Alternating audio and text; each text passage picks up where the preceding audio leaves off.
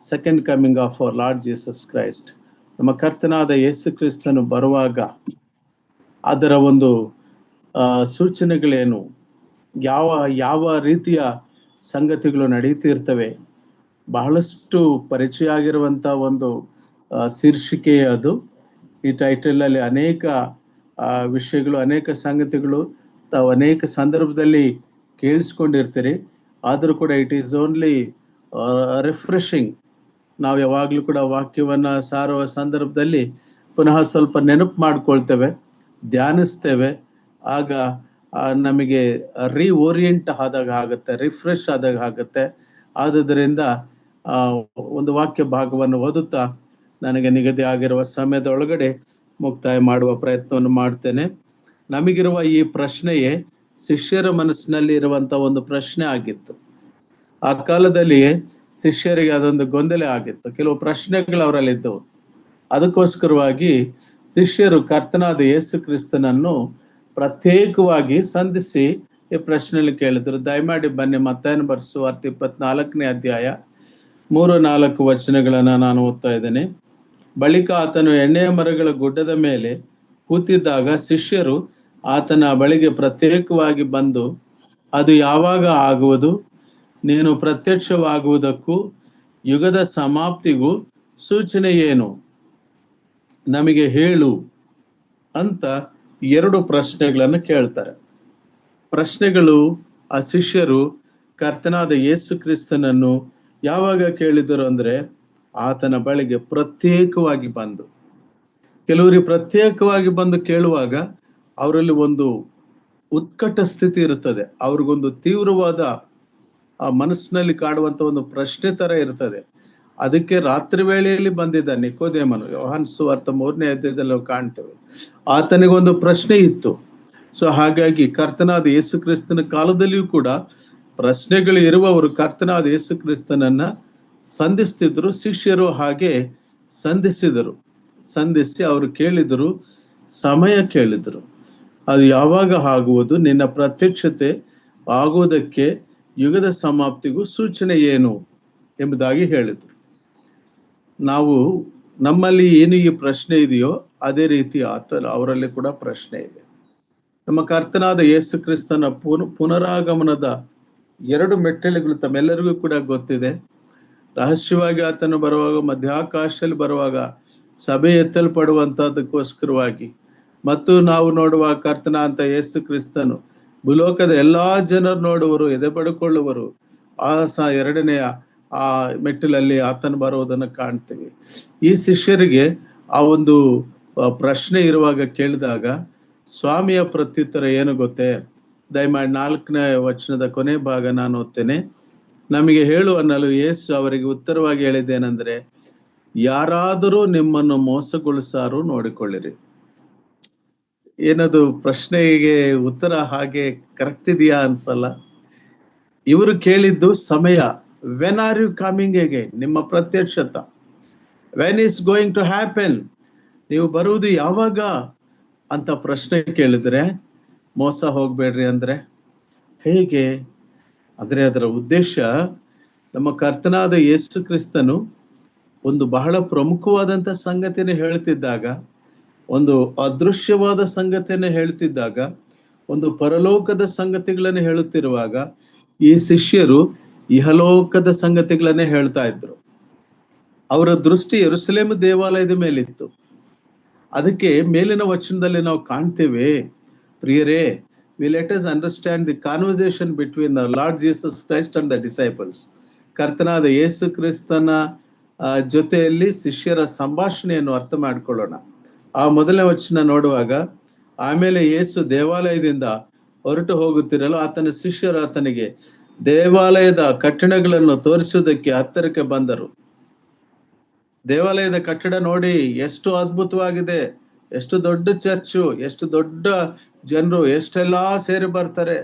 ಪ್ರಾಯಶಃ ಇವರಲ್ಲಿರುವಂಥದ್ದು ಆ ಒಂದು ಮ್ಯಾಗ್ನಿಟ್ಯೂಡ್, ಆ ಒಂದು quantity of the people coming. ಇವತ್ತು ಅನೇಕ ಜನರು ಆ ರೀತಿಯ ಮನಸ್ಥಿತಿಯಲ್ಲಿ ಇರುವಂತವರಾಗಿರ್ತಾರೆ. ಆ ಶಿಷ್ಯರು ಹಾಗೆ ತೋರಿಸೋದಕ್ಕೆ ಹೇಳಿದಾಗ ಸ್ವಾಮಿ ಹೇಳ್ತಾನೆ, ಇವುಗಳನ್ನೆಲ್ಲ ನೋಡುತ್ತಿರಲ್ಲವೇ? ಇಲ್ಲಿ ಕಲ್ಲಿನ ಮೇಲೆ ಕಲ್ಲು ಉಳಿಯುವುದಿಲ್ಲ. ಏನೇನು ನಿಮಗೆ ಕಾಣಿಸುತ್ತವೋ ದೃಶ್ಯವಾಗುವವು ನಿತ್ಯವಾಗಿರುವುದಿಲ್ಲ, ಅದೃಶ್ಯವಾಗುವ ನಿತ್ಯವಾಗಿರ್ತವೆ ಎಂಬುದಾಗಿ ಹೇಳುವ ಸತ್ಯವನ್ನ ಕರ್ತನಾದ ಯೇಸು ಕ್ರಿಸ್ತನು ವಿವರಿಸಿ ಹೇಳುವಾಗ ಇವರಿಗೆ ಮತ್ತೊಂದು ಪ್ರಶ್ನೆ ಬರ್ತದೆ. ಹಾಗಾದ್ರೆ ನೀವು ಬರುವ ಸಮಯ ಯಾವಾಗ ಅಂದಾಗ ಸ್ವಾಮಿ ಹೇಳಿದ್ದು ಮೋಸ ಹೋಗ್ಬೇಡ್ರಿ. ಆ ಮಾತು ಬಹಳ ಸ್ಪಷ್ಟವಾಗಿ ನಾವು ಓದೋಣ. ಯಾರಾದರೂ ನಿಮ್ಮನ್ನು ಮೋಸಗೊಳಿಸಾರು ನೋಡಿಕೊಳ್ಳಿರಿ, ಯಾಕಂದ್ರೆ ಅನೇಕರು ಬಂದು ನನ್ನ ಹೆಸರನ್ನು ಎತ್ತಿಕೊಂಡು ನಾನು ಕ್ರಿಸ್ತನು ಎಂದು ಹೇಳಿ ಎಷ್ಟೋ ಜನರನ್ನು ಮೋಸಗೊಳಿಸುವರು. ಡಿಸೆಪ್ಷನ್, ಕರ್ತನಲ್ಲಿ ಪ್ರಿಯರೇ, ದ ಗ್ರೇಟ್ ಡಿಸೆಪ್ಷನ್ ಎಂಬುದಾಗಿರ್ತಕ್ಕಂಥ ಒಂದು ಗ್ರಂಥ ಓದಿದ್ರೆ ನಿಮಗೆ ಸಮಯ ಸಿಕ್ಕಿದಾಗ ಯಾವಾಗ ಅರ್ಥ ಆಗುತ್ತದೆ. ದ ಚರ್ಚ್ ಇನ್ಫಿಲ್ಟ್ರೇಟೆಡ್ ಅಂತ ಅಲೆಕ್ಸಾಂಡರ್ ಸಿಬಿಲ್ ಅವ್ರದ್ದು ಮತ್ತು ಇನ್ನ ಕೆಲವರು ಭಕ್ತರು ಬರೆದಿರುವಂತ ಗ್ರಂಥಗಳಲ್ಲಿ ಸಭೆ ಒಳಗಡೆ ಈ ರೀತಿಯಾಗಿ ಆ ಮೋಸಗೊಳಿಸುವವರು, ಮೋಸದ ಬೋಧನೆ ಇರುವವರು ನಿಮ್ಮನ್ನು ಮೋಸಗೊಳಿಸಾರು. ಒಂದು ಸಭೆಯ ಕ್ರಮಕ್ಕೆ ಒಳಪಡದಲೇ, ಒಂದು ಸೈದ್ಧಾಂತಿಕ ಹಿನ್ನೆಲೆಯಲ್ಲಿರದಲೇ ಮೋಸಗೊಳಿಸುವಂಥದ್ದು ಆಗಬಹುದು. ಆದುದರಿಂದ ನಿಮ್ಮನ್ನು ನೀವು ಎಚ್ಚರಪಡಿಸಿಕೊಳ್ಳ್ರಿ ಎಂಬುದಾಗಿ ಸ್ವಾಮಿ ಹೇಳ್ತಾರೆ. ಸಮಯವನ್ನು ಹೇಳಲಿಲ್ಲ, ಅವಧಿಯನ್ನು ಹೇಳಲಿಲ್ಲ, ಇಷ್ಟು ದಿನಗಳ ಒಳಗೆ ಬರ್ತೀನಿ ಎಂಬುದಾಗಿ ಕೂಡ ಹೇಳಲಿಲ್ಲ. ದೇವರು ಸಮಯವನ್ನು ಕುರಿತು ಹೇಳಲಿಲ್ಲ, ಆದರೆ ಆತನು ಹೇಳಿದ್ದು ನೀವು ಮೋಸ ಹೋಗಬೇಡ್ರಿ. ಮೋಸ ಮಾಡುವ ಅನೇಕ ತಪ್ಪಾದ ಬೋಧನೆಗಳು, ದುರ್ಬೋಧನೆಗಳು, ರಿಪಿಟೇಷನ್ಸು, ಜನರಲೈಸೇಷನ್ಸು, ಯಾರ್ಯಾರನೋ ಏನೇನೋ ಉದ್ದೇಶ ಇಟ್ಕೊಂಡು ಬೋಧನೆ ಮಾಡುವ ಬೋಧನೆಗಳು ಬರ್ತವೆ. ಆದರೆ ಒಬ್ಬ ವ್ಯಕ್ತಿಯನ್ನು ನಂಬಿಕೆಯಲ್ಲಿ ಕಟ್ಟುವಂತ ಬೋಧೆ, ಒಬ್ಬ ವ್ಯಕ್ತಿಯನ್ನು ಪ್ರೀತಿಯಲ್ಲಿ ಕಟ್ಟುವಂತ ಬೋಧೆ, ಒಂದು ಬೋಧನೆ, ಒಬ್ಬ ವ್ಯಕ್ತಿಯನ್ನು ಕರ್ತನ ಬರೋಣಕ್ಕೆ ಸಿದ್ಧ ಮಾಡುವಂತ ಒಂದು ಬೋಧನೆ ನಮ್ಮ ಕರ್ತನಾದ ಯೇಸು ಕ್ರಿಸ್ತನ ಉದ್ದೇಶವಾಗಿತ್ತು. ಅದಕ್ಕಾಗಿಯೇ ಸಮಯವನ್ನು ಹೇಳದೆ, ಅವಧಿಯನ್ನು ಹೇಳದೆ ಕರ್ತನು ಹೇಳಿದ್ದು ಮೋಸ ಹೋಗಬೇಡ್ರಿ. ನೋಡ್ರಿ, ನಾವು ಅದೇ ಅಧ್ಯಾಯದಲ್ಲಿ ಇನ್ನೊಂದು ಕಡೆ ನೋಡ್ತೀವಿ. 10ನೇ ವಚನ ಮಧ್ಯಭಾಗದಿಂದ ನಾನು ನೋಡ್ತೇನೆ. 11ನೇ ವಚನ, ಬಹುಮಂದಿ ಸುಳ್ಳು ಪ್ರವಾದಿಗಳು ಸಹ ಎದ್ದು ಅನೇಕರನ್ನು ಮೋಸಗೊಳಿಸುವರು. ಬಹುಮಂದಿ ಸುಳ್ಳು ಪ್ರವಾದಿಗಳು ಅಂದ್ರೆ ಅವರು ಕುರಿಯ ವೇಷವಿದ್ದು ತೋಳದ ಹಾಗೆ ಗರ್ಜಿಸುವವರು, ತಿನ್ನುವವರು, ಯೇಸುವಿನ ಶಿಷ್ಯರನ್ನು ತಮ್ಮ ಶಿಷ್ಯರನ್ನಾಗಿ ಪಡ್ಕೊಂಡು ಹೋಗುವಂಥವ್ರು. ಕರುಣೆ ಇರೋದಿಲ್ಲ ಅವರಿಗೆ, ಪ್ರೀತಿಯ ಮಾತುಗಳು ಬರೋದಿಲ್ಲ ಅವರಲ್ಲಿ. ಅಂಥವ್ರು ಬರುವ ದಿನಗಳಲ್ಲಿ ನಾವು ಎಚ್ಚರವಾಗಿರ್ಬೇಕೆಂಬುದನ್ನು ಸ್ವಾಮಿ ಹೇಳ್ತಾ, ಈ ಮೋಸ ಆತ್ಮೀಯ ಬೋಧನೆ ವಿಷಯದಲ್ಲಿ ಎಲ್ಲೆಲ್ಲಿ ಆಗುತ್ತದೆ ಎಂಬುದನ್ನು ನಾವು ಗಮನಿಸಿ ನೋಡುವಾಗ ನೋಡ್ರಿ, ಎಫೆಸದವರಿಗೆ ಬರೆದ ಪತ್ರಿಕೆ 4ನೇ ಅಧ್ಯಾಯ 13ರಿಂದ 16ನೇ ವಚನ ತನಕ ಒಮ್ಮೆ ನಾವು ನೋಡೋಣ. ಎಫೆಸದವರಿಗೆ ಬರೆದ ಪತ್ರಿಕೆ 4ನೇ ಅಧ್ಯಾಯ 13ರಿಂದ 16ನೇ ವಚನಗಳನ್ನ ನಾನೇ ಓದ್ತೀನಿ, ನಾನು ತೆಗೆದಿದ್ದೀನಿ. ಓದಿ ಸಿಸ್ಟರ್, ಥ್ಯಾಂಕ್ ಯು. ಓದಿ ಸಿಸ್ಟರ್. ನಾವೆಲ್ಲರೂ ನಂಬಿಕೆಯಿಂದಲೂ ದೇವಕುಮಾರನ ವಿಷಯವಾದ ಜ್ಞಾನದಿಂದಲೂ ಉಂಟಾಗುವ ಐಕ್ಯವನ್ನು ಹೊಂದಿ ಪ್ರವೀಣ್ಯತೆಗೆ ಬಂದವರಾಗಿ ಕ್ರಿಸ್ತನ ಪರಿಪೂರ್ಣತೆ ಎಂಬ ಪ್ರಮಾಣವನ್ನು ಮುಟ್ಟುವ ತನಕ ದೇವ ಜನರನ್ನು ಯೋಗ್ಯ ಸ್ಥಿತಿಗೆ ತರುವ ಕೆಲಸಕ್ಕೋಸ್ಕರವೂ ಸಭೆಯ ಸೇವೆಗೋಸ್ಕರವೂ ಕ್ರಿಸ್ತನ ದೇಹವು ಅಭಿವೃದ್ಧಿಯಾಗುವುದಕ್ಕೋಸ್ಕರವೂ ಆತನು ಇವರನ್ನು ಅನುಗ್ರಹಿಸಿದನು. ಸಾಕು ಸಿಸ್ಟರ್, ಥ್ಯಾಂಕ್ ಯು. ಇಲ್ಲಿ ನಾವು ವಾಕ್ಯವನ್ನ ಗಮನಿಸಿ, ಪರಿಶೀಲಿಸಿ, ಪರೀಕ್ಷಿಸಿ ಓದ್ಕೊಳ್ಬೇಕು ಪ್ರಿಯರೇ. ಆವೇಶ, ಆಕ್ರೋಶ ಅಥವಾ ಸಿಂಹಗರ್ಜನೆ ಅಲ್ಲ. ವಾಕ್ಯವು ಮೃದುವಾಗಿ, ನಯವಾಗಿ ನಮಗೆ ನಂಬಿಕೆಯ ಮಾರ್ಗವನ್ನ ಬೋಧಿಸುವಂತದ್ದಾಗಿರ್ತದೆ. ಅಲ್ಲಿ ಗಮನಿಸಿ ನೋಡೋಣ. ನಾವೆಲ್ಲರೂ ನಂಬಿಕೆಯಿಂದಲೂ ದೇವಕುಮಾರನ ವಿಷಯವಾದ ಜ್ಞಾನ, ಕ್ರಿಸ್ಟಾಲಜಿನ ನಾವು ಅಧ್ಯಯನ ಮಾಡ್ತಾ ತಿಳ್ಕೊಳ್ತಾ ಬಂದಿದ್ದೀವಿ. ಕರ್ತನಾದ ಯೇಸು ಕ್ರಿಸ್ತನ ದೈವತ್ವದ ಮಹತ್ವ ಮತ್ತು ಜ್ಞಾನದಿಂದ ಹೊಂದಿ ಪ್ರವೀಣತೆಗೆ ಬರಬೇಕು. ಕ್ರಿಸ್ತನ ಪರಿಪೂರ್ಣತೆ ಎಂಬ ಪ್ರಮಾಣವನ್ನು ಮುಟ್ಟುವ ತನಕ ಯೋಗ್ಯ ಸ್ಥಿತಿಗೆ ಬರುವುದಕ್ಕೋಸ್ಕರವಾಗಿ, ಸಭೆಯ ಸೇವೆಗೋಸ್ಕರವಾಗಿ, ಕ್ರಿಸ್ತನ ದೇಹ ಅಭಿವೃದ್ಧಿಗೋಸ್ಕರವಾಗಿ ಅನುಗ್ರಹಿಸಿದನು. ಯಾರನ್ನು? ಮೇಲಿನ ವಚನದಲ್ಲಿ ನಾವು ಕಾಣ್ತೇವೆ. 9ನೇ ವಚನದಿಂದ ಓದಿ ಸಿಸ್ಟರ್. 10ನೇ ವಚನದಿಂದ ಓದಿ. ಇಳಿದು ಬಂದವನು ಮೇಲಣ ಎಲ್ಲಾ ಲೋಕಗಳಿಗಿಂತ ಉನ್ನತವಾಗಿ ಏರಿ ಹೋದವನೇ, ಆದದರಿಂದ ಸಮಸ್ತ ಲೋಕಗಳನ್ನು ತುಂಬಿದವನಾದನು. ಆತನು ಕೆಲವರನ್ನು ಅಪೊಸ್ತಲರನ್ನಾಗಿಯೂ, ಕೆಲವರನ್ನು ಪ್ರವಾದಿಗಳನ್ನಾಗಿಯೂ, ಕೆಲವರನ್ನು ಸುವಾರ್ತಿಕರನ್ನಾಗಿಯೂ, ಕೆಲವರನ್ನು ಸಭಾಪಾಲಕರನ್ನಾಗಿಯೂ, ಉಪದೇಶಿಸುವವನಾಗಿಯೂ ಅನುಗ್ರಹಿಸಿದನು. ಈ 5 ರೀತಿಯ ದೇವರ ನೇಮಕ ಕರ್ತನಾದ ಯೇಸು ಕ್ರಿಸ್ತನು ಪುನರುತ್ಥಾನವಾಗಿ ಬಂದಾಗ ನಾವು ಗಮನಿಸ್ತೇವೆ. ನೋಡ್ರಿ, ಅವರವರ ಕಾರ್ಯಗಳು ಅವರು ಮಾಡುವಂತವರಾಗಿ ಎಷ್ಟು ಕ್ರಮವಾಗಿ ದೇವರ ವಾಕ್ಯವು ನಮಗೆ ಬೋಧಿಸುತ್ತದೆ. ಇದು ಸಭೆಯ ಕ್ರಮ, ಬ್ರದರನ್ ಡಾಕ್ಟ್ರಿನ್ ಎಂಬುದಾಗಿ ಅಲ್ಲ. ಇದು ಬಿಬ್ಲಿಕಲ್ ಡಾಕ್ಟ್ರಿನ್, ಬೈಬಲ್ ಸಿದ್ಧಾಂತವೇ ಇದು. ನಾವು ಕಳೆದ ದ್ವಿಶತಮಾನೋತ್ಸವದಲ್ಲಿ ಅನೇಕ ಸಂಗತಿಗಳನ್ನು ನಾವು ತಿಳಿದುಕೊಳ್ತಾ ಬಂದೆವು. ದೇವರ ನಾಮಕ್ಕೆ ಸ್ತೋತ್ರ. ನಮ್ಮ ಸೈಮನ್ ಅಣ್ಣ ಬಹಳ ವಿವರವಾಗಿ ಕನ್ನಡಕ್ಕೆ ಭಾಷಾಂತರ ಮಾಡುವಾಗ ಕೂಡ ಅನೇಕ ಸಂಗತಿಗಳನ್ನು ನಾವು ಧ್ಯಾನಿಸಿಕೊಂಡೆವು. ಸಭೆಯ ಕ್ರಮದ ವಿಷಯದಲ್ಲಿ ನಮಗೆ ಎಫೆಸ ಪತ್ರಿಕೆಯಲ್ಲಿ ಮಾತುಗಳನ್ನ ಹೇಳುತ್ತಾ, ಆತನು ದಾನಗಳನ್ನಾಗಿ ಬಹುಮಾನಗಳಾಗಿ ಯಾರನ್ನು ಕೊಟ್ಟಿದ್ದಾರೆ ಸಭೆಯ ಅಭಿವೃದ್ಧಿಗಾಗಿ ಅಂತ ಹೇಳುವಾಗ, ಕೆಲವರನ್ನು ಅಪೊಸ್ತಲನಾಗಿಯೂ, ಕೆಲವರನ್ನು ಪ್ರವಾದಿಗಳನ್ನಾಗಿಯೂ. ಈಗ ಅಪೊಸ್ತಲರ ಕಾಲಘಟ್ಟ ಮುಗಿಯಿತು. ಅಪೊಸ್ತಲರಾಗಿ ಯಾರ್ಯಾರು ಕಳಿಸಲ್ಪಟ್ಟಿದರೋ, ಯಾರ್ಯಾರು ಸೇವ್ ಮಾಡಿದ್ದರೋ, ಮತ್ತು ಅಪೊಸ್ತಲನಾದ ಪೌಲನನ್ನು, ಅಪೊಸ್ತಲನಾದ ಬರ್ನಬನನ್ನು ದೇವರು ಆರಿಸಿಕೊಂಡಿರುವ ಅಪೊಸ್ತಲ ಕಾಲಘಟ್ಟದ ನಂತರ, ಪ್ರವಾದಿಗಳ ಕಾಲಘಟ್ಟದ ನಂತರ ನಾವು ಮುಂದಕ್ಕೆ ನೋಡುವಾಗ ಕೆಲವರನ್ನು, ಮತ್ತು ಅಲ್ಲಿ 11ನೇ ವಚನ ಮಧ್ಯ ಭಾಗದಿಂದ ಕೆಲವರನ್ನು ಸುವಾರ್ತಿಕರನ್ನಾಗಿಯೂ, ಅಲ್ಲಿ grammar of the language change ಆಯ್ತು ನೋಡ್ರಿ. ಕೆಲವರನ್ನು ಸವಾರ್ತಿಕರನ್ನಾಗಿಯೂ, ಕೆಲವರನ್ನು ಸಭಾಪಾಲಕರನ್ನಾಗಿಯೂ, ಉಪದೇಶಗಳನ್ನಾಗಿಯೂ ಅನುಗ್ರಹಿಸಿದನು. ನಾವೆಲ್ಲರೂ ಇವರನ್ನು ದೇವರು ಅನುಗ್ರಹಿಸಿದನು. ಆದ್ದರಿಂದ 14ನೇ ವಚನದಲ್ಲಿ ಇನ್ನೊಂದು ಹಿತಬೋಧೆಯನ್ನು ಮಾಡ್ತಾನೆ ಪೌಲನು ನಮಗೆ. 14ನೇ ವಚನ, 4ನೇ ಅಧ್ಯಾಯ 14 ಎಫೆಸ. ಓದಿ ಸಿಸ್ಟರ್. ನಾವು ಇನ್ನು ಮೇಲೆ ಕೂಸುಗಳಾಗಿರಬಾರದು, ದುರ್ಜನರ ವಂಚನೆಗೂ ದುರ್ಬೋಧಕರ ಕುಯುಕ್ತಿಗೂ ಒಳಬಿದ್ದು, ನಾನಾ ಉಪದೇಶಗಳಿಂದ ಕಂಗೆಟ್ಟು ಗಾಳಿಯಿಂದ ಅತ್ತಿತ್ತ ನೂಕಿಸಿಕೊಂಡು ಹೋಗುವವರ ಆಗಿರಬಾರದು.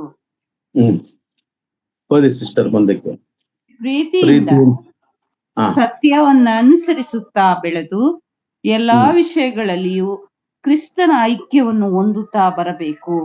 ಆತನೇ ಶಿರಸ್ಸು, ದೇಹವೆಲ್ಲ ಆತನ ದೊರೆತನದಲ್ಲಿದ್ದು ತನ್ನಲ್ಲಿರುವ ಎಲ್ಲಾ ನರಗಳಿಂದ ಬಿಗಿಯಾಗಿ ಜೋಡಿಸಲ್ಪಟ್ಟು ಪ್ರತಿ ಅಂಗದಿಂದ ಅದರ ಶಕ್ತಿಯ ಪ್ರಕಾರ ಸಹಾಯ ಹೊಂದಿ ಪ್ರೀತಿಯಿಂದ ಐಕ್ಯವಾಗಿದ್ದು ಕ್ಷೇಮಾಭಿವೃದ್ಧಿಯನ್ನು ಹೊಂದುತ್ತದೆ. ಇದು ದೈವಿಕ ಕ್ರಮವಾಗಿ ಆತ್ಮಿಕ ಅಭಿವೃದ್ಧಿಯನ್ನು ಹೊಂದುತ್ತಾ ಆತನ ಬರೋಣಕ್ಕಾಗಿ ನಾವು ಎದುರು ನೋಡುತ್ತಾ ಇರಬೇಕು. ಕೂಸುಗಳಾಗಿರಬಾರದು.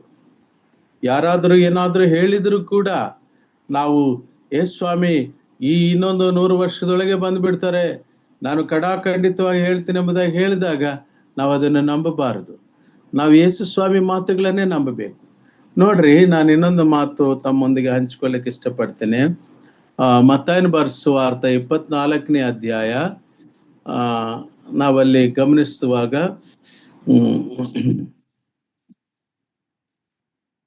ಕರ್ತನಾದ ಯೇಸು ಸ್ವಾಮಿ ಒಂದು ಮಾತನ್ನ ಹೇಳ್ತಾರೆ 36ನೇ ವಚನದಲ್ಲಿ. ಇದಲ್ಲದೆ ಆ ದಿನದ ವಿಷಯವು, ಆ ಗಳಿಗೆಯ ವಿಷಯವು ನನ್ನ ತಂದೆಯೊಬ್ಬನಿಗೆ ತಿಳಿಯುವುದೇ ಹೊರತು ಮತ್ಯಾರಿಗೂ ತಿಳಿಯದು. ಪರಲೋಕದಲ್ಲಿರುವ ದೂತರಿಗೂ ತಿಳಿಯದು, ಮಗನಿಗೂ ತಿಳಿಯದು. ಸಾಕು sister, thank you. We cannot decide any time ಇಷ್ಟರೊಳಗಾಗಿ ಎಂಬುದಾಗಿ ಹೇಳಲು ಯಾರಿಗೂ ಸಾಧ್ಯ ಇಲ್ಲ. ಕರ್ತನಾದ ಯೇಸು ಕ್ರಿಸ್ತನು ತಾನೇ ಹೇಳಿದನು, ಮಗನಿಗೂ ತಿಳಿಯುವುದಿಲ್ಲ, ತಂದೆ ಒಬ್ಬನಿಗೆ ತಿಳಿಯುವುದೇ ಹೊರತು ಮತ್ತೆ ಯಾರಿಗೂ ತಿಳಿಯುವುದಿಲ್ಲ. ಪರಲೋಕದಲ್ಲಿರೋ ದೂತರು ಹತ್ತಿರ ಇರ್ತಾರಲ್ಲ, ಕೆರೂಬಿಯರು, ಸೆರಾಫಿಯರು, ಅವ್ರಿಗೇನಾದ್ರೂ ಗೊತ್ತಿರ್ತದ? ಅವ್ರಿಗೂ ಗೊತ್ತಿರುವುದಿಲ್ಲ, ಮಗನಿಗೂ ಗೊತ್ತಿಲ್ಲ. ಆದರೆ ಆ ಸಮಯವು ಯಾರಿಗೂ ಗೊತ್ತಿಲ್ಲ. ನಮ್ಮ ಕ್ಯಾಲೆಂಡರ್ ಬೇರೆ, ದೇವರ ಕ್ಯಾಲೆಂಡರ್ ಬೇರೆ. ನಾವು ವಾಕ್ಯವನ್ನ ಇಂಟೆಲೆಕ್ಚುಯಲ್ ಆಗಿ ಅಧ್ಯಯನ ಮಾಡಬೇಕು, ಎಮೋಷನಲ್ ಆಗಿ ಅಧ್ಯಯನ ಮಾಡಬಾರ್ದು. ಮನುಷ್ಯ ಭಾವೋದ್ರೇಕಿ ಆದಾಗ ಬುದ್ಧಿವಂತಿಕೆ ಕಡಿಮೆ ಆಗುತ್ತೆ, ಬೌದ್ಧಿಕತೆ ಹೊರಟು ಹೋಗುತ್ತೆ. ಆವೇಶ, ಉಕ್ರೋಶ, ಇದರಲ್ಲಿ ದೇವರ ವಾಕ್ಯದ ಧ್ಯಾನ ನಿಲ್ಲಿಲ್ಲ. ದೇವರ ವಾಕ್ಯದ ಧ್ಯಾನ ನಿಂತಿರುವುದು ವಾಕ್ಯದಲ್ಲಿಯೇ. ದೇವರ ವಾಕ್ಯವು ನಿಂತಿರುವುದು ವಾಕ್ಯದ ಬೆಳಕಿನಲ್ಲಿಯೇ. ಅದಕ್ಕೆ ಪೇತ್ರನೊಂದು ಮಾತು ಹೇಳ್ತಾನೆ, ಆ ದಿನಗಳ ಕುರಿತು ಲೆಕ್ಕ ಹೇಳೋರು ಯಾರಾದ್ರೂ ಇದ್ರೆ ನೀವು ಆ ರೀತಿ ಲೆಕ್ಕ ಮಾಡಲೇಬಾರದು, ಮಾಡ್ಲಿಕ್ಕೆ ಹೋಗಲೇಬಾರದು. ಯಾಕಂತ ಹೇಳಿದ್ರೆ ನಾವು ಗಮನಿಸ್ತೇವೆ ಪೇತ್ರನ ಪತ್ರಿಕೆ 2ನೇ ಪೇತ್ರ 3ನೇ ಅಧ್ಯಾಯ 8ರಿಂದ 12 ವಚನ. 2 ಪೀಟರ್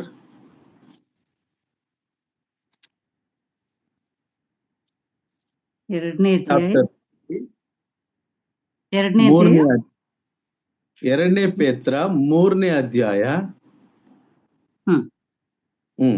8ನೇ ವಚನದಿಂದ ಓದ್ಯಾಕ.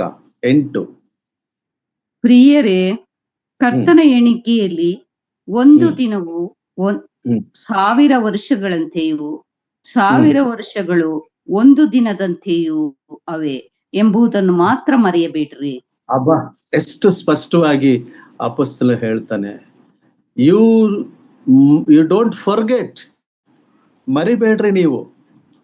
ಕರ್ತನ ಬರೋಣದ ವಿಷಯದಲ್ಲಿ ಎಸ್ಕಟಾಲಜಿಕಲ್ ಮೆಸೇಜಸ್ ಕೊಡುವಾಗ್ಲೂ ಕೂಡ ಕೆಲವರು ನಾಮ್ಸ್ಟರ್ ಡ್ಯಾಮಸ್ನ, ಕೆಲವರು ಮಿಲೇನಿಯಂ ಏನು ಈ ಚೈನೀಸ್ ಕ್ಯಾಲೆಂಡರ್ನ ಇದು ಮಾಡುತ್ತಾ 2000ಕ್ಕೆ ಕಂಪ್ಯೂಟರ್ ಏನು ತೋರಿಸ್ತಾ ಇಲ್ಲ, 2000ಕ್ಕೆ ಮುಗ್ದೋಗುತ್ತೆ, ಏನೇನೋ ಬರಲ್ಲ, 2001 ಅನ್ನೋ ಸಂಖ್ಯೆ ಬರ್ತಾ ಇಲ್ಲ ಅಂತ ಹೇಳ್ತಿದ್ರು ಜನ ಆ ಕಾಲದಲ್ಲಿ.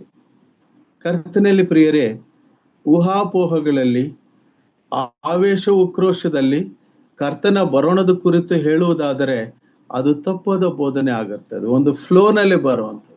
ಸ್ವಾಮಿ ಹೇಳುವ ಆ ಮಾತನ್ನ ನಾವು ಗಮನಿಸ್ಕೋಬೇಕು. ಆದರೆ ಅದಕ್ಕೆ ನಾವು ಎಚ್ಚರ ಯಾವಾಗ ಹೇಗೆ ಆಗ್ಬೇಕು ಅನ್ನೋದು ದೇವರ ವಾಕ್ಯದ ಸಂದೇಶದಲ್ಲಿರುವಂತ ಸಂಗತಿಗಳನ್ನ ಧ್ಯಾನಿಸಬೇಕು. ಫಸ್ಟ್ ಪಾಯಿಂಟ್, ನಮಗೆ ಕರ್ತನು ಬರೋಣ ತಂದೆ ಒಬ್ಬರಿಗೆ ಗೊತ್ತು ಹೊರತು ಯಾವ ಇದು ಗೊತ್ತಿಲ್ಲ. ಸೆಕೆಂಡ್ ಪಾಯಿಂಟ್, ಮನುಷ್ಯರ ಕ್ಯಾಲೆಂಡರ್ ಬೇರೆ, ದೇವರ ಕ್ಯಾಲೆಂಡರ್ ಬೇರೆ. ನಮ್ಮ ಕ್ಯಾಲೆಂಡರ್ 2025 ಎಂಡ್ ಆಗುತ್ತೆ ಡಿಸೆಂಬರ್ 31ಗೆ. ಆದ್ರೆ ಕರ್ತನ ಕ್ಯಾಲೆಂಡರ್ ಹೇಗಿರುತ್ತಂದ್ರೆ, ಅಕ್ಕ ಓದಿದ್ರು, ಥ್ಯಾಂಕ್ ಯು ಸಿಸ್ಟರ್, ಚೆನ್ನಾಗಿ ಓದಿದ್ರಿ. ಪ್ರಿಯರೇ, ಕರ್ತನ ಎಣಿಕೆಯಲ್ಲಿ ಒಂದು ದಿನವು 1000 ವರ್ಷಗಳಂತೆಯೂ 1000 ವರ್ಷಗಳು ಒಂದು ದಿನದಂತೆಯೂ ಅವೆ ಎಂಬುದನ್ನು ಮಾತ್ರ ಮರೆಯಬೇಡಿರಿ. ಕರ್ತನು ತನ್ನ ವಾಗ್ದಾನವನ್ನು ನೆರವೇರಿಸುವುದಕ್ಕೆ ತಡಮಾರುತ್ತಾನೆಂಬುದಾಗಿ ಕೆಲವರು ಅರ್ಥ ಮಾಡಿಕೊಳ್ಳುವ ಪ್ರಕಾರ ಆತನು ತಡೆ ಮಾಡುವನಲ್ಲ. ಯಾವನಾದರೂ ನಾಶವಾಗುವುದರಲ್ಲಿ ಆತನು ಇಷ್ಟಪಡದೆ ಎಲ್ಲರೂ ತನ್ನ ಕಡೆಗೆ ತಿರುಕೊಳ್ಳಬೇಕೆಂದು ಅಪೇಕ್ಷಿಸುವನಾಗಿದ್ದು ನಿಮ್ಮ ವಿಷಯದಲ್ಲಿ ದೀರ್ಘಶಾಂತಿ ಇಲ್ಲವನಾಗಿದ್ದಾನೆ. What a great God! ಎಂತಹ ದೀರ್ಘಶಾಂತಿ ಇರುವಂತ ದೇವರು ಪ್ರಿಯರೇ. ಆ ದೀರ್ಘಶಾಂತತೆಯನ್ನ ಹೊಂದಿರುವಂತ ಸೇವಕರು, ಸಹೋದರರು ನಾವಾಗಬೇಕು. ಎಲ್ಲೋ ಯಾರೋ ಏನೋ ಏನೋ ನಡೆದಿರುವಂತ ಘಟನೆಯನ್ನ ಎಲ್ಲ ಕಡೆನೂ ಇದೇ ಆಗಿದೆ ಅಂತಕ್ಕಂಥ ಜನರಲೈಸೇಷನ್ ಮಾಡುವಂತ ಬೋಧನೆ ಇದೆಯಲ್ಲ. ಮತ್ತು ದೇವರು ಈ ಮುಂದಿನ ನಾವು ಈ ಟ್ರೈಸೆಂಟಿನಮ್ ನೋಡ್ತೀವೋ ಇಲ್ವೋ? ನೋ. ಆ ರೀತಿಯ ಅನುಮಾನದ ಸಂದೇಹಾತ್ಮಕ ಸಂದೇಶಗಳು ಕರ್ತನ ನಮಗೆ ಕೊಟ್ಟಿಲ್ಲ. ಶಿಷ್ಯರಿಗೆ ಪ್ರತ್ಯುತ್ತರ ಕೊಡ್ತಾ ಯೇಸು ಸ್ವಾಮಿ ಹೇಳಿದ್ದೇನು ಅದು ನನಗೂ ಗೊತ್ತಿಲ್ಲ, ಮತ್ತು ದೇವದೂತರಿಗೆ ಗೊತ್ತಿಲ್ಲ, ತಂದೆ ಒಬ್ಬನಿಗೆ ಗೊತ್ತು. ಆದ್ರೆ ನೀವು ಮೋಸ ಹೋಗ್ಬೇಡ್ರಿ. ಫಸ್ಟ್ ಪಾಯಿಂಟ್, ಮೋಸ ಹೋಗುತ್ತಾ ಅನೇಕ ಉಪದೇಶಗಳ ಕಡೆಗೆ ತಿರುಗಬೇಡ್ರಿ.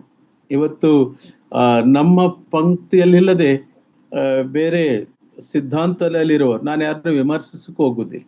ಯಾಕಂದ್ರೆ ವಿಮರ್ಶಿಸುವುದು ನಮ್ಮ ಕಡೆ ಇರುವಂಥದ್ದಲ್ಲ.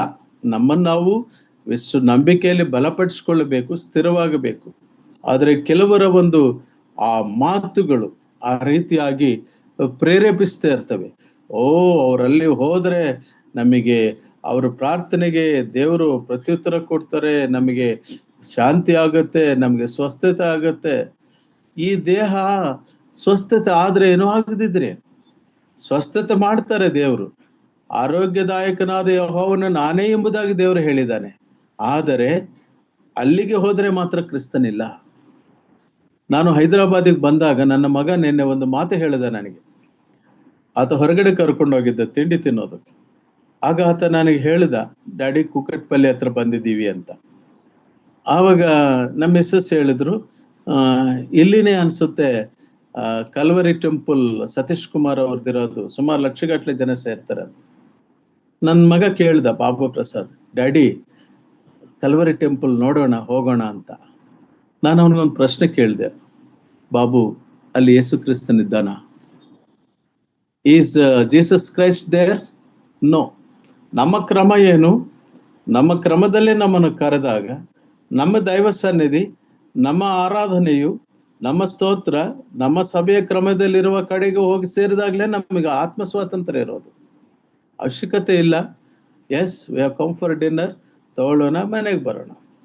ನನ್ನ ನಿಲುವೇನು, ಬರೋಣ, ಸಿದ್ಧರಾಗೋಣ, ನೆಕ್ಸ್ಟ್ ಸೇವೆ ಇರುತ್ತೆ. ಆದ್ರಿಂದ ನಾವು ನೂಕಿಸಿಕೊಂಡು ತಳ್ಳಿಕೊಂಡು ಗೊತ್ತು ಗುರಿ ಇಲ್ಲದಲ್ಲೇ ಎಲ್ಲೆಲ್ಲೋ ಹೋಗಬಾರ್ದು. ಬಹಳ ಒಳ್ಳೆಯ ಸಂದೇಶಗಳನ್ನ ನಾವು ಕೇಳಿಸ್ತಾ ಬಂದೆವು.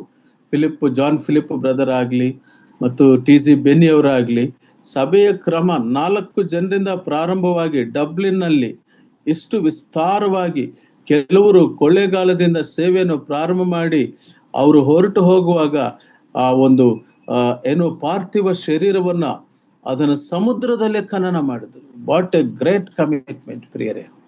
ಹಾಗಾದ್ರೆ ಅಂತಹ ಒಂದು ಸ್ಥಿರವಾದಂತಹ ದೈವಿಕ ಪರಿಕಲ್ಪನೆ ಇರ್ತಕ್ಕಂಥ ಆ ದೈವಿಕ ಸೈದ್ಧಾಂತಿಕ ಹಿನ್ನೆಲೆಯಲ್ಲಿ ನಾವೆಲ್ಲರೂ ಕ್ಯೂನಲ್ಲಿ ಸೇರ್ಕೊಂಡು ಹೋಗ್ತಾ ಇದೀವಿ. ಯಾರನ್ನ ಯಾರು ಡಾಮಿನೇಟ್ ಮಾಡೋ ಹಾಗಿಲ್ಲ, ಯಾರನ್ನ ಯಾರು ತಿರಸ್ಕಾರ ಮಾಡೋ ಹಾಗಿಲ್ಲ, ಯಾರನ್ನ ಯಾರು ದೂಷಿಸೋ ಹಾಗಿಲ್ಲ, ಯಾರನ್ನ ಯಾರು ವಿಮರ್ಶಿಸೋ ಹಾಗಿಲ್ಲ. ನಮಗಿರುವ ನಂಬಿಕೆಯನ್ನು ಕಾಪಾಡಿಕೊಂಡು ಆತನ ಬರೋಣಕ್ಕೆ ನಾವು ಇದು ನೋಡಬೇಕು, ಕೂಸುಗಳಾಗಿರಬಾರ್ದು. ಬನ್ನಿ, ಎರಡನೇ ಸಂಗತಿಯನ್ನು ನಾನು ನಿಮ್ಮ ಮುಂದೆ ಹೇಳ್ತೇನೆ. ಮೋಸ ಹೋಗಬಾರ್ದು ಒಂದು. ಎರಡನೇದು, ನಂಬಿಕೆಯಿಂದ ಭ್ರಷ್ಟರಾಗಬಾರ್ದು. ಕರ್ತನಾದ ಯೇಸು ಕ್ರಿಸ್ತನ ಬೋಧನೆ ಇದು. ನಂಬಿಕೆಯಿಂದ ಭ್ರಷ್ಟರಾಗುವ ಹಾಗೆ ಮಾಡುವಂತ ಸಂದರ್ಭಗಳು, ಸಂಗತಿಗಳು ಬರ್ತವೆ. ದಯಮಾಡಿ ನೋಡ್ರಿ, 1 ತಿಮೋಥಿ 4ನೇ ಅಧ್ಯಾಯ 1ನೇ ವಚನ. 1 ತಿಮೋಥಿ 4ನೇ ಅಧ್ಯಾಯ 1ನೇ ವಚನ.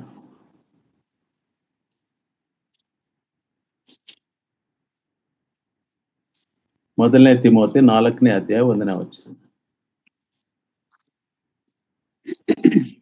ಆದರೂ ಮುಂದಣ ದಿನಗಳಲ್ಲಿ ಕೆಲವರು ವಂಚಿಸುವ ಆತ್ಮಗಳ ನುಡಿಗಳಿಗೂ ದೆವ್ವಗಳ ಬೋಧನೆಗಳಿಗೂ ಲಕ್ಷ್ಯ ಕೊಟ್ಟು ಕ್ರಿಸ್ತ ನಂಬಿಕೆಯಿಂದ ಭ್ರಷ್ಟರಾಗುವರೆಂದು ದೇವರ ಆತ್ಮನು ಸ್ಪಷ್ಟವಾಗಿ ಹೇಳುತ್ತಾನೆ. ಸಾಕು ಸಿಸ್ಟರ್, ಥ್ಯಾಂಕ್ ಯು, ಚೆನ್ನಾಗಿ ಓದಿದ್ರಿ. ನೋಡ್ರಿ, ಮುಂದಿನ ದಿನಗಳಲ್ಲಿ ಆ ಸ್ಪಿರಿಟ್ ಬೇರೆ, ಸ್ಪಿರಿಟ್ಸ್ ಬೇರೆ. ಹೋಲಿ ಸ್ಪಿರಿಟ್ ಅಂದಾಗ ಪರಿಶುದ್ಧಾತ್ಮನು, ಆತನ ವ್ಯಕ್ತಿ. ಆದ್ರೆ ಈ ದಿನಗಳಲ್ಲಿ ಏನು, ಆಯಾ ಸ್ಪಿರಿಟ್ಸ್ ಬರ್ತವೆ, ಒಬ್ಬೊಬ್ಬರಿಗೆ ಅವರ ಮೇಲೆ ವಾಲುತ್ತದೆ. ಅವರು ಹಾಗೆ ಏನೇನೋ ಭಾಷೆಯಲ್ಲಿ ಮಾತನಾಡ್ತಾರೆ. ಕರ್ತನಲ್ಲಿ ಪ್ರಿಯರೇ, ವಂಚಿಸುವ ಆತ್ಮಗಳು, ಆ ನುಡಿಗಳು ಲಕ್ಷ್ಯ ಕೊಟ್ಟು ಹೋಗುವಂತ ಪರಿಸ್ಥಿತಿ ಇವತ್ತು. ಅಟ್ರಾಕ್ಷನ್, ಆ ಒಂದು ಸಂಗೀತ ಅಥವಾ ಆ ಒಂದು ಮ್ಯೂಸಿಕ್, ಆ ಒಂದು ಲೈಟಿಂಗ್ಸ್, ಆ ಒಂದು ಡ್ಯಾಸ್ಲಿಂಗ್ ಕಲರ್ಸ್. ಆದರೆ ನಂಬಿಕೆಯಿಂದ ಭ್ರಷ್ಟರಾಗಿ ಹೋಗ್ತಾರೆ. ಇದು ನಮ್ಮ ಕರ್ತನಾದ ಯೇಸು ಕ್ರಿಸ್ತನು ಈ ವಿಷಯದಲ್ಲಿ ಹೇಳಿದ್ದು. ನಂಬಿಕೆಯಿಂದ ಭ್ರಷ್ಟರಾಗಿ ಹೋಗ್ತಾರೆ. ನಾನು ಬರುವ ಸಮಯದಲ್ಲಿ ಲೋಕದಲ್ಲಿ ನಂಬಿಕೆಯನ್ನು ಕಾಣುವನೋ. ಆ ಮಾತು ಕೂಡ ನೋಡಿ ಸಿಸ್ಟರ್, ದಯಮಾಡಿ ಲೂಕನ್ ಸುವಾರ್ತ 18ನೇ ಅಧ್ಯಾಯ 7-8 ವಚನಗಳು. ಲೂಕನ್ ಬರೆದ ಸುವಾರ್ತ 18ನೇ ಅಧ್ಯಾಯ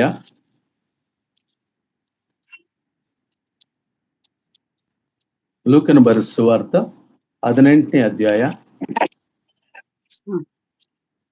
7-8.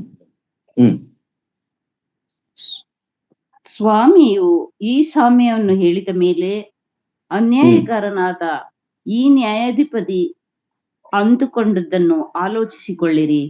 ದೇವರಾದುಕೊಂಡವರು ಆತನಿಗೆ ಹಗಲು ರಾತ್ರಿ ಮೊರೆ ಇಡುವರು. ಆತನು ಅವರ ವಿಷಯದಲ್ಲಿ ತಡ ಮಾಡಿದರೂ ಅವರ ನ್ಯಾಯವನ್ನು ತೀರಿಸದೇ ಇರುವನೇ?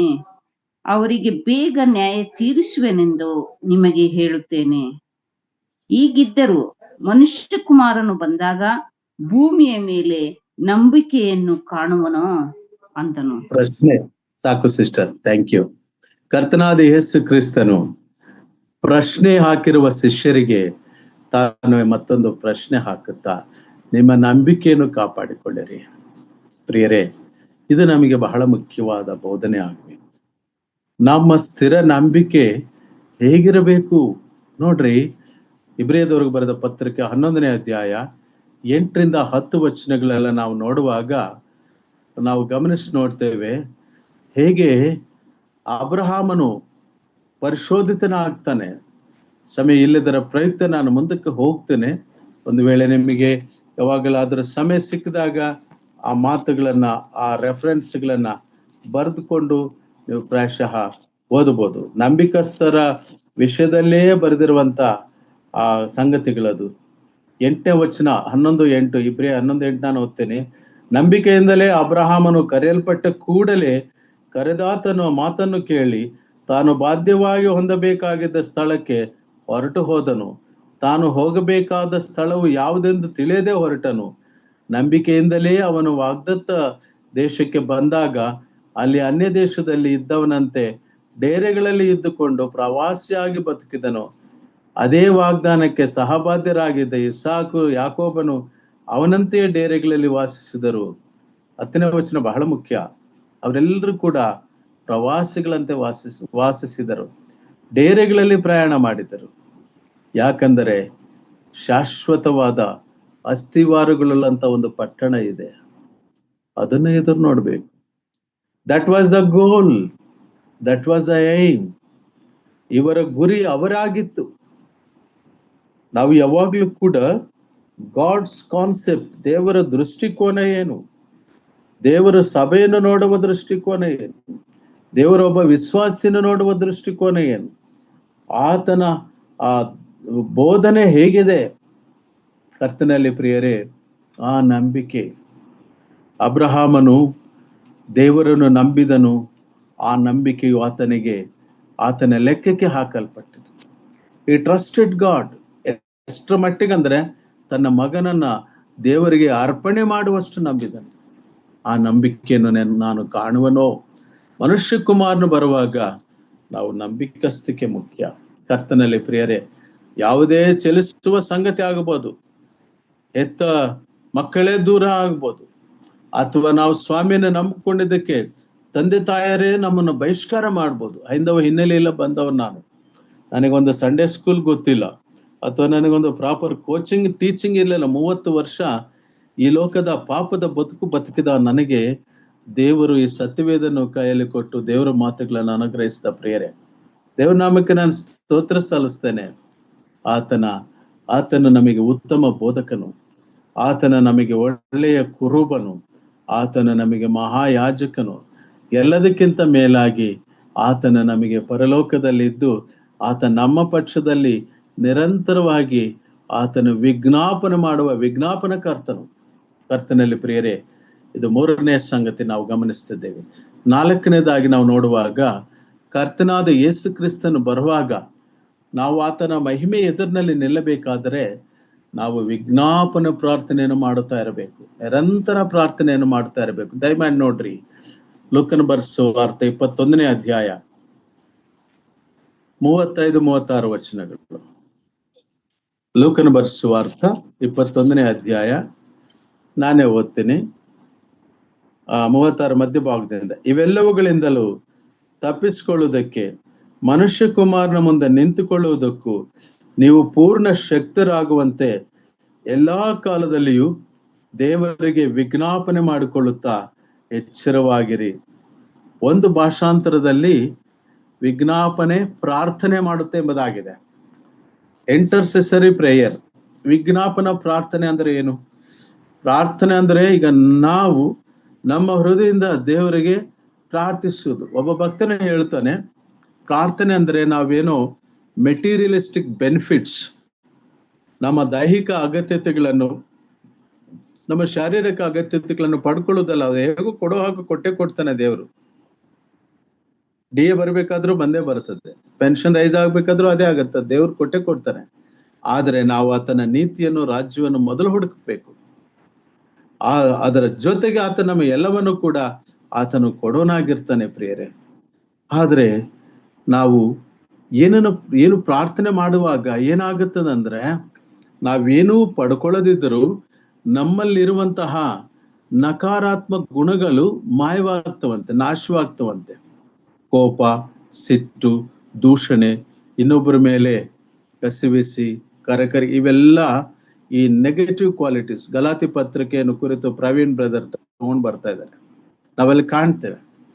ಅವೆಲ್ಲ ಖಾಲಿ ಆಗ್ತವೆ. All the negative elements will disappear when we are in prayer. ಕರ್ತನಲ್ಲಿ ಪ್ರಿಯರೇ, ಈ ರೀತಿಯ ಒಂದು ಸ್ವಸ್ಥ ಬೋಧನೆ ಇರುವಂತ ಒಂದು ನೇರ ದೇವರೊಂದಿಗೆ ಒಡನಾಟ ಇರತಕ್ಕಂಥ ಒಂದು ಸಭಾ ಕ್ರಮದಲ್ಲಿ ಬಂದಿರುವ ನಾನು ಒಮ್ಮೊಮ್ಮೆ ಯೋಚನೆ ಮಾಡ್ತೀನಿ, ನಾನೆಷ್ಟು ಧನ್ಯನು. ದೇವರ ಕೃಪೆ, ನಮ್ಮ ಸಹೋದರ ಸಭೆಯ ಅನ್ಯೋನ್ಯತೆ ಒಂದು ಆ ಒಂದು ಭಾಗ್ಯ ಅಂತದ್ದು. ನಾನು ಕೆಲವೊಮ್ಮೆ ನನ್ನ ಜೀವನದ ಒಂದು ನಿರುತ್ಸಾಹದ ಸ್ಥಿತಿಯಲ್ಲಿದ್ದಾಗ ACBFC ಜೂಮ್ ಆ್ಯಪ್ ನನ್ನನ್ನು ಬಹಳ ಪ್ರೋತ್ಸಾಹ ಪಡಿಸಿದೆ. ನಾನು ದೇವರಿಗೆ ಸ್ತೋತ್ರ ಸಲ್ಲಿಸ್ತೇನೆ. ತಮ್ಮೆಲ್ಲರಿಗೂ ನಾನು ಈ ಸಂದರ್ಭದಲ್ಲಿ ಕೃತಜ್ಞತೆಯಿಂದ ನೆನೆಸ್ಕೊಳ್ತೇನೆ. ಯಾಕಂದ್ರೆ ದೇವರು ಉಪಯೋಗಿಸ್ತಾನೆ ನಮ್ಮ ನಂಬಿಕೆಯನ್ನು ಬಲಪಡಿಸೋದಕ್ಕೆ. ಇಲ್ಲಿ ನಾವು ಗಮನಿಸಿ ನೋಡುವಾಗ ಆ ನಂಬಿಕೆಯಲ್ಲಿ ಇರುವಂತವರಾಗಿ ನಾವು ಕಾಣಬೇಕು.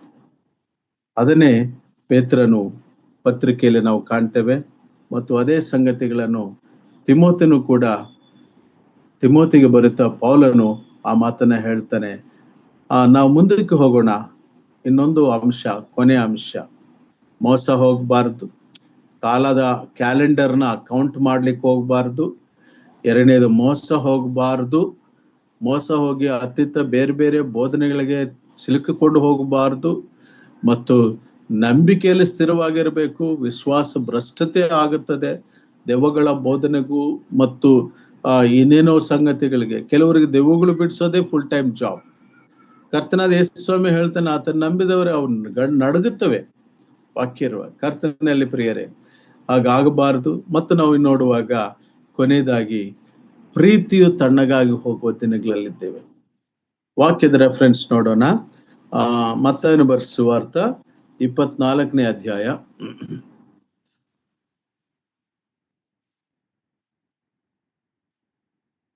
12ನೇ ವಚನ ಓದಿ ಸಿಸ್ಟರ್. 24:12. ಇದಲ್ಲದೆ ಅಧರ್ಮವು ಹೆಚ್ಚಾಗುವುದರಿಂದ ಬಹು ಜನರ ಪ್ರೀತಿಯು ತಣ್ಣಗಾಗಿ ಹೋಗುವುದು, ಆದರೆ ಕಡೆಯವರೆಗೂ ತಾಳುವವನು ರಕ್ಷಣೆ ಹೊಂದುವನು. ಸಾಕು ಸಿಸ್ಟರ್, ಸಾಕು ಸಾಕು. ಥ್ಯಾಂಕ್ ಯು ಅಕ್ಕ. ಗಮನಿಸಿ ಪ್ರಿಯರೇ, how can this love be cool? ಪ್ರೀತಿ ತಣ್ಣಗಾಗಿ ಹೋಗುವಂತ ಸ್ಥಿತಿ. ಇದರ ಬಗ್ಗೆ ಸವಿಸ್ತಾರವಾಗಿ ಎಫೆಸ್ ಸಭೆಯನ್ನು ಕುರಿತು ದೇವರ ವಾಕ್ಯವನ್ನು ವಿವರಿಸುವಾಗ ನಾನು ನಿಮ್ಮ ಜೊತೆಯಲ್ಲಿ ಹಂಚಿಕೊಂಡಿದ್ದೇನೆ.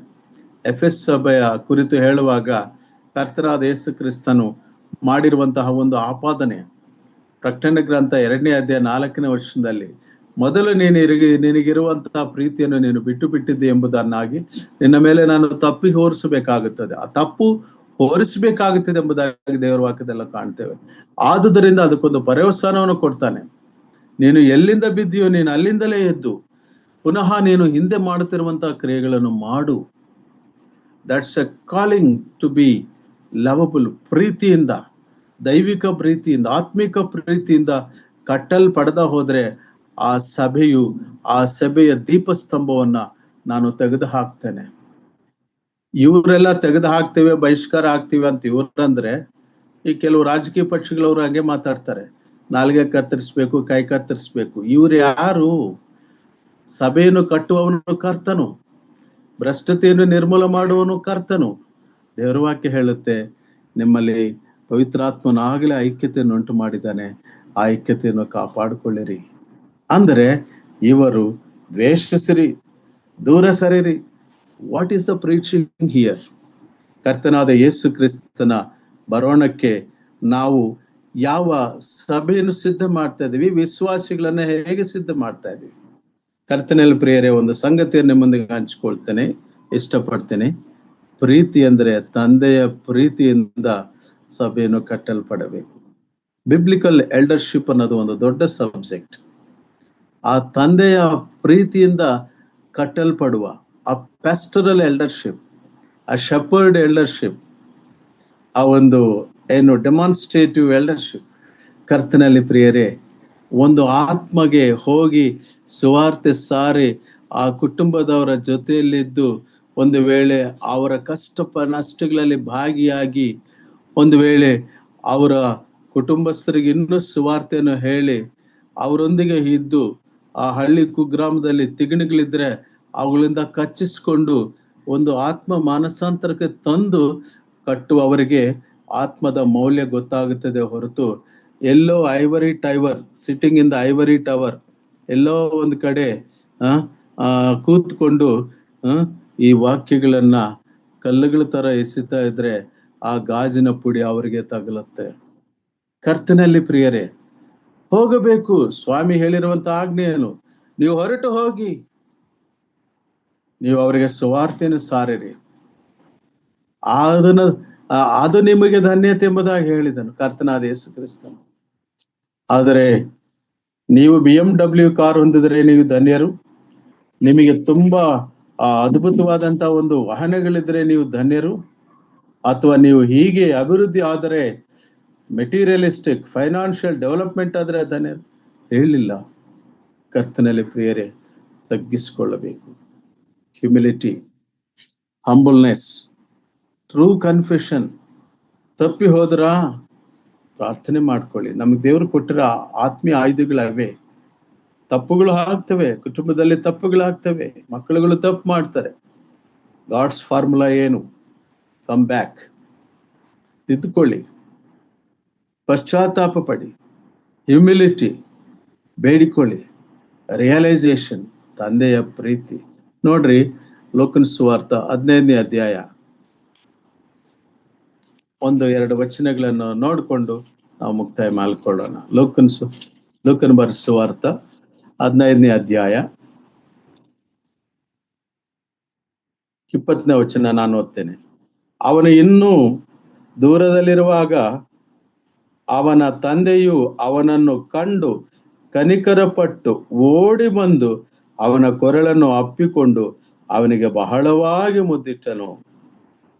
ಕರ್ತನಲ್ಲಿ ಪ್ರಿಯರೇ, ಆ ತಂದೆಯ ಪ್ರೀತಿ ನೋಡಿ. ನಮಗೆ ಈ ಕತೆ ಗೊತ್ತು.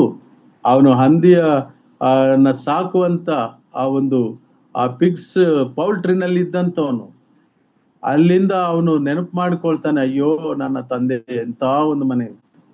ವೆನ್ ಹಿ ರಿಪೆಂಟೆಡ್, ಅವನು ಪಶ್ಚಾತ್ತಾಪಟ್ಟಾಗ, ಅವನು ಹಿಂತಿರುಗಿ ಬಂದಾಗ, ತಂದೆ ನೀನು ಪಿಗ್ಸ್ ವಾಸನೆ ಬರ್ತಾ ಇದೆಯಾ, ನೀನು ಡೆಡ್ ಬಾಡಿ ವಾಸನೆ ಬರ್ತಾ ಇದೆಯಾ, ನೀನು ಮರಣದ ವಾಸನೆ ಬರ್ತಾ ಇದೆಯಾ, ನೀನು ಬಹಿಷ್ಕಾರ ಆಗ್ತೀನಿ ಹೊರಟೋಗಿ ಅನ್ಲಿಲ್ಲ. ಆ ವಾಸನೆ ಬರುವವನನ್ನೇ ಅಪ್ಪಿಕೊಂಡ ಕೊರಳಿಗೆ ಮುತ್ತಿಟ್ಟ. That is the love of God. ತಂದೆಯ ಪ್ರೀತಿ ಅಂತದ್ದು. ಹೇಳಿಲ್ಲ ತಂದೆ ಅವನನ್ನು, ದೂರದಲ್ಲಿ ನೋಡಿ ಹೋಗಿದ ತಬ್ಬಿಕೊಂಡನು. ಕರ್ತನಲ್ಲಿ ಪ್ರಿಯರೇ, ಅವನಿನ್ನು ಅಲ್ಲಿ ಹಂದಿಗಳ ಸ್ಥಳದಿಂದ ಬಂದವನು. ಆ ಬೆವರು ಹಾಗೆ ಇರುತ್ತೆ, ಆ ಹಂದಿಗಳ ಆ ಸ್ಮೆಲ್ ಹಾಗೆ ಇರುತ್ತೆ. ಆದರೂ ಕೂಡ ಅದನ್ನೇನು ನೋಡ್ಲಿಲ್ಲ. ನನ್ನ ಮಗನು ಹಿಂತಿರುಗಿ ಬಂದನು. ನೋಡ್ರಿ, ಒಂದು ಮಾತು ಹೇಳ್ತಾನೆ, ಅವನು ಸತ್ತಿದನು, ಆದರೆ ಪುನಃ ಬದುಕಿ ಬಂದಿದ್ದಾನೆ. ಹೌದು ಪ್ರಿಯರೇ, ನಾವು ಸಾಯಬೇಕು, ಪಾಪಕ್ಕೆ ಸಾಯಬೇಕು, ಲೋಕಕ್ಕೆ ಸಾಯಬೇಕು, ಕರ್ತನಾದ ಯೇಸು ಕ್ರಿಸ್ತನ ಬಳಿಯಲ್ಲಿ ತಗ್ಗಿಸ್ಕೋಬೇಕು. ಕರ್ತನು ಅಪೇಕ್ಷಿಸುವುದು ನಮ್ಮಲ್ಲಿ ಅದೇ. ಆದ್ದರಿಂದ ಮೋಸ ಹೋಗಬಾರದು, ನಂಬಿಕೆಯಲ್ಲಿ ಬಿದ್ದು ಹೋಗಬಾರದು, ಪ್ರೀತಿಯಲ್ಲಿ ನೆಲೆಗೊಂಡಿರಬೇಕು. ಮತ್ತು ವಿಶೇಷವಾಗಿ ನಾವು ಆತನ ಸನ್ನಿಧಾನದಲ್ಲಿ ಪ್ರಾರ್ಥನೆಯು ವಿಜ್ಞಾಪನೆಯು ಮಾಡುವರಾಗಿ ಆತನ ಬರೋಣವನ್ನು ಎದುರು ನೋಡುವ ಹಾಗೆ ದೇವರ ಆತ್ಮ ನಮಗೆ ಸಹಾಯ ಮಾಡಲಿ. Thank you very much. ಎಲ್ಲರಿಗೂ ಕೂಡ ಕರ್ತನಾದ ಯೇಸು ಕ್ರಿಸ್ತನ ಹೆಸರಿನಲ್ಲಿ ವಂದನೆಗಳು.